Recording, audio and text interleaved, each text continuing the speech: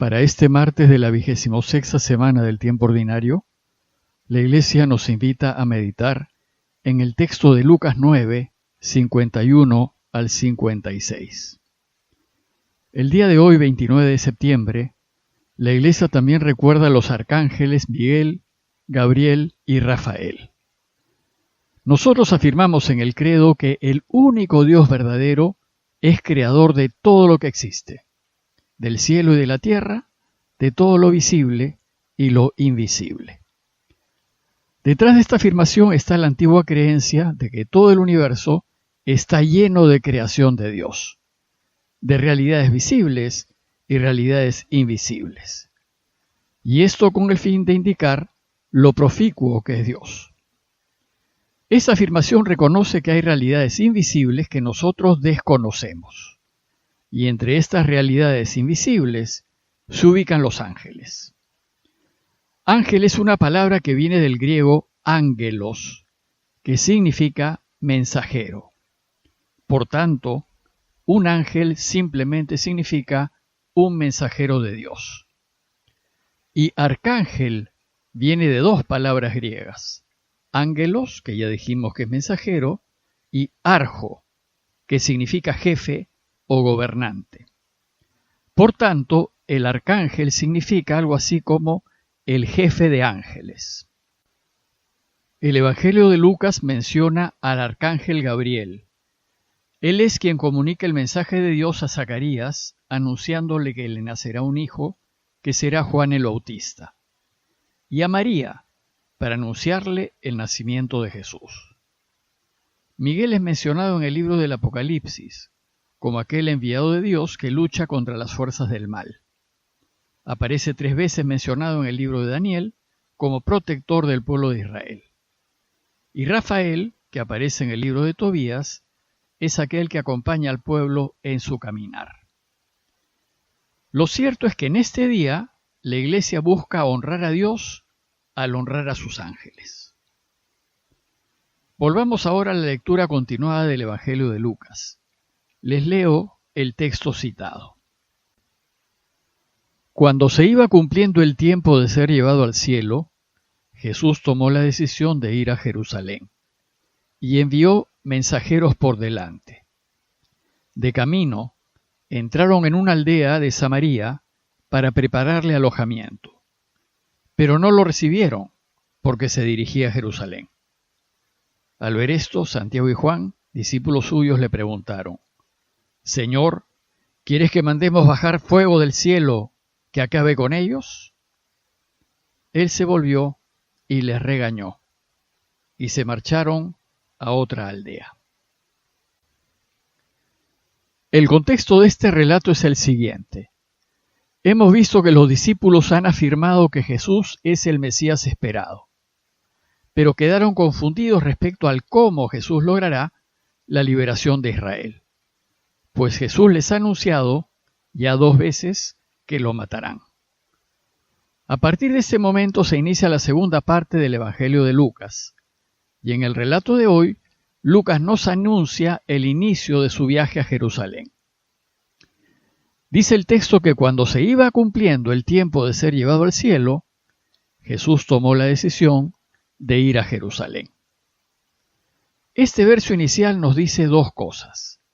Primero, que se iba cumpliendo el tiempo de ser llevado al cielo. El evangelista relata esos hechos unos 60 años después de que sucedieron, y ya sabe que a Jesús lo matarán y que resucitará. Esta información que ya tiene la irá introduciendo a lo largo de su obra. Por tanto, al decir que será llevado al cielo, nos adelanta que lo matarán y que volverá a sentarse a la derecha del Padre. Lo segundo que nos dice este texto inicial es que tomó la decisión de ir a Jerusalén. Nosotros afirmamos que Jesús es perfecto y verdadero Dios y a la vez perfecto y verdadero hombre. Y en cuanto perfecto y verdadero hombre, sostenemos que Jesús fue igual a nosotros en todo, menos en el pecado. Menos en el pecado porque nunca eligió hacer lo que su Padre no quiso. Ser igual a nosotros en todo significa que se cansaba, que sentía hambre y sed, que oraba, que sentía dolores, que tenía tentaciones y que por lo tanto dudaba. Por tanto, igual que nos sucede a nosotros, Jesús tenía que pensar muy bien antes de tomar decisiones. Podemos suponer que la decisión de ir a Jerusalén le supuso mucho discernimiento, oración y reflexión. Buscaba tener claro que eso es lo que quería su padre, a fin de elegirlo. Y sin duda, al tomar esta decisión, consideró los peligros que suponía ir a Jerusalén, entre ellos que lo matasen. Entonces, considerando los pros y los contras, a la luz de la oración, vio claro que ir a Jerusalén era la alternativa que coincidía con lo que su padre quería. Por eso el texto nos dice que tomó la decisión de ir a Jerusalén.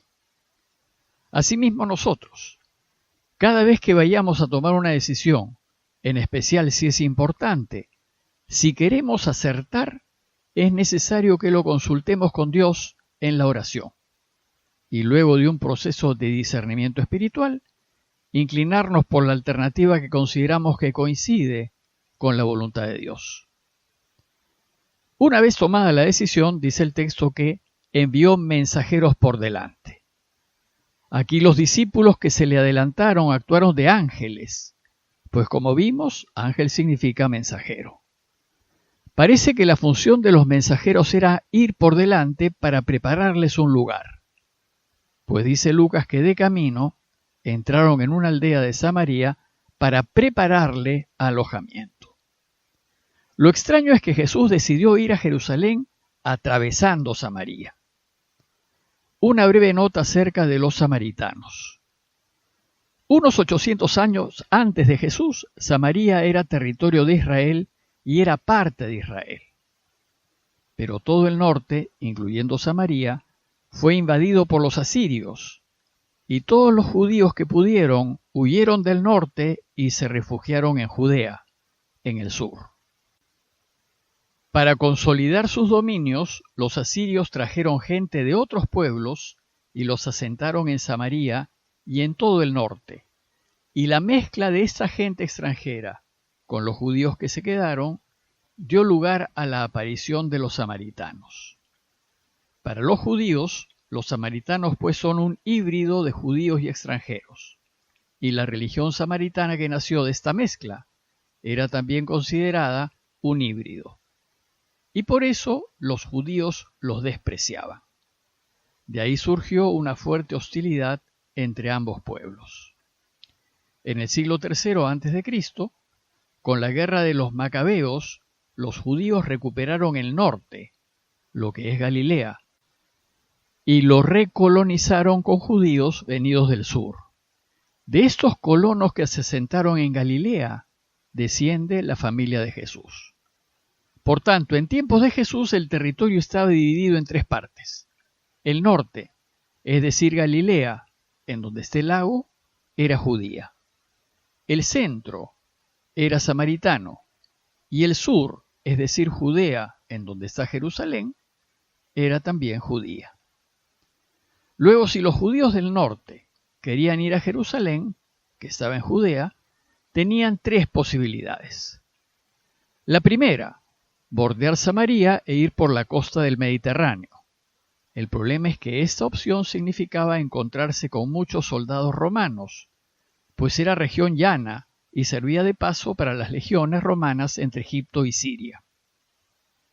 La segunda, bordear Samaria, pero por el este, y seguir el curso del río Jordán hasta llegar a Jericó y de allí subir a Jerusalén. Esta era la opción preferida por los judíos, pues evitaba a los romanos y a los samaritanos. El problema es que era un camino bastante más largo, suponía unos 5 días de viaje. Y la tercera opción era atravesar Samaria. Con esta opción el viaje se hacía más corto, pero suponía caminar por territorio enemigo. Lo extraño es que Jesús tomó la decisión de ir a Jerusalén atravesando Samaria, tal vez para enseñarnos que su camino, el que nos espera, está lleno de hostilidad. El texto nos dice que puestos en camino entraron en una aldea de Samaria para prepararle alojamiento, pero no lo recibieron porque se dirigía a Jerusalén. La animadversión contra los judíos era grande, y el saber que Jesús iba a Jerusalén hizo que no los recibiesen. Pues los samaritanos habían construido un templo en el monte Garizim, que era rival del templo de Jerusalén. Llama la atención la reacción de algunos discípulos. Dice el texto que al ver esto, Santiago y Juan, discípulos suyos, le preguntaron: Señor, ¿quieres que mandemos bajar fuego del cielo que acabe con ellos? A Santiago y a Juan, los evangelios los suelen presentar como intolerantes y violentos.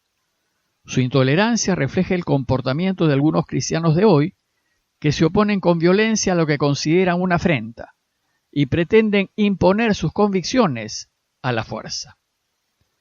Jesús, sin embargo, no desea que actuemos así, y por eso dice el texto que Él se volvió y los regañó. Para Jesús el cristianismo es una propuesta libre, que se apoya en la libertad de las personas y que no se debe imponer. Pues Dios nos ha creado libres para elegir y espera que ejerzamos esa libertad.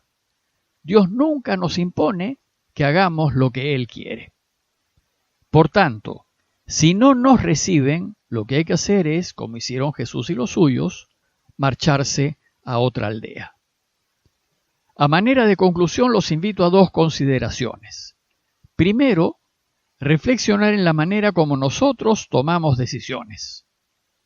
¿Oramos en torno a ellas? ¿Las consultamos con Dios? ¿Discernimos? ¿Buscamos saber lo que Dios desea? Y segundo, ¿cómo actuamos con quienes no piensan como nosotros? ¿Dialogamos?